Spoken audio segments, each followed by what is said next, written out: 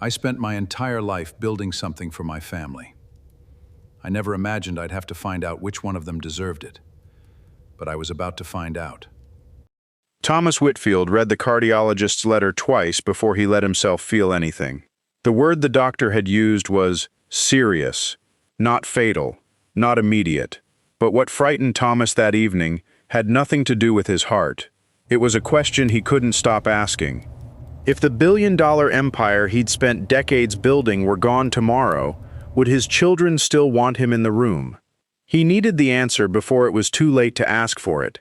So when he called his family that night, he told them something worse than the truth. He said the illness was serious, and let them believe he might not have long. Within 20 minutes, his assistant walked in with a message that made his stomach tighten. Marcus had called the main office, not to ask how his father was feeling, but to ask who held signing authority on the company's major accounts, framing it as a precaution. Thomas remembered overhearing his son, weeks earlier, use the phrase, "in case anything happens to Dad," in a tone that sounded less like concern than planning. That memory was the real reason he'd decided to test his family, and Marcus's call felt like the first proof his fear was correct. Over the following days, each of his children showed him a different version of themselves. Marcus arrived within hours, moving through the house with an urgency aimed less at his father's bedside than at his father's office, asking about board meetings and who would be authorized to make decisions if Thomas couldn't. Claire didn't come at all. Not the first day, not the second, and Thomas told himself she needed time, the way she always had since her mother passed. Ryan showed up 4 days late, wrinkled and unshaven, cracking jokes that landed wrong in a room full of quiet concern. Only Vanessa called every morning without fail, warm and unhurried, asking questions that seemed oddly specific for someone who claimed she only wanted updates on his health. The evidence against Marcus continued to build. He asked to review the company's financial statements, calling it standard preparation, and mentioned, almost casually, that he'd spoken with a colleague about how ownership transitions were usually structured. He grew distant, distracted, always stepping out to take calls he never explained. Thomas began preparing himself for the possibility that his eldest son had been waiting for this moment longer than he wanted to admit. Then Claire finally came. She arrived without calling ahead, sat beside his bed, and didn't mention the company, the trust, or a single dollar of his fortune. Instead, she asked him to tell her again about the summers at the lake house, before her mother got sick, when the four of them stayed up late, arguing over card games on the porch. Thomas found himself talking for hours, surprised at how much he remembered. It left him with a question he couldn't shake. If Claire truly didn't care about him, why was she the only one who wanted to talk about nothing but him? Thomas decided to push further.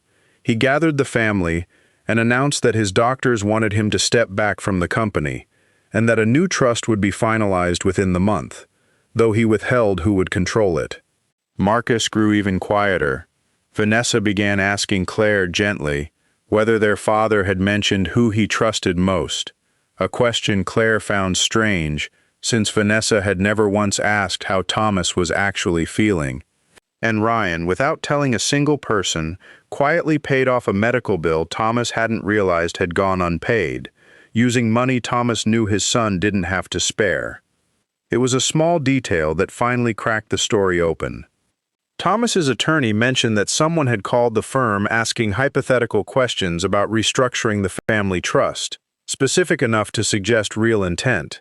Thomas assumed it was Marcus, but when he asked his assistant to check the call logs, the number didn't match Marcus's office.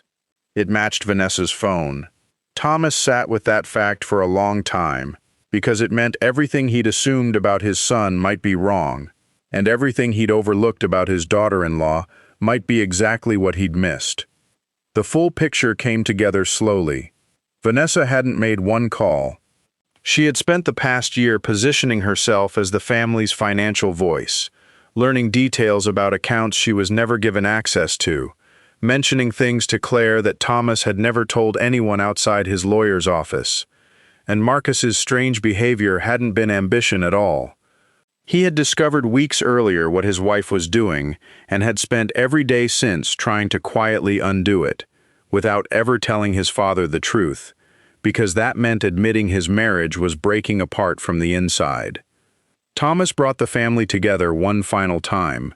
They believed he had called them to discuss his health. First, he told them simply that he wasn't dying. The room went silent. Then, he told them he'd spent weeks watching and documenting everything they said and did.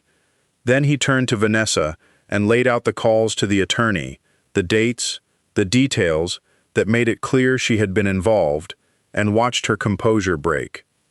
Marcus admitted what he'd discovered about his wife and why he'd stayed silent, afraid that exposing her would cost him everything at once.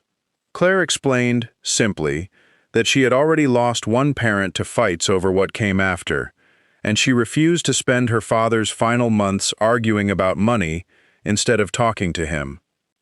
And when Thomas asked Ryan why he'd paid a bill no one asked him to pay, his youngest son said only that it never occurred to him to do anything else. Thomas made his decision, and it wasn't the simple ending anyone expected. He kept Marcus in the company, trusting the loyalty his son had shown even in silence. But he placed new safeguards around the finances so no one could quietly control them again. He gave Ryan real responsibility for the first time, along with a stake in the business built on trust rather than obligation. He gave Claire control of the family foundation he and his late wife had built years earlier, the piece of his legacy that had never been about money at all.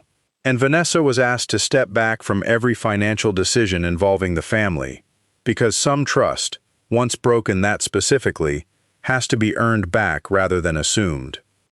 In the end, Thomas understood that money could tell him exactly what people wanted from him, but only silence and uncertainty could tell him who truly wanted him. The test was never about who deserved the largest inheritance. It was about discovering who would have stayed if there had been nothing left to gain. And once he had that answer, it meant more to him than the fortune ever had. If this story made you think about who you'd trust with everything you have, tell us where you're watching from in the comments, and subscribe to Whispered Truths for more stories of family, wealth, secrets, and betrayal.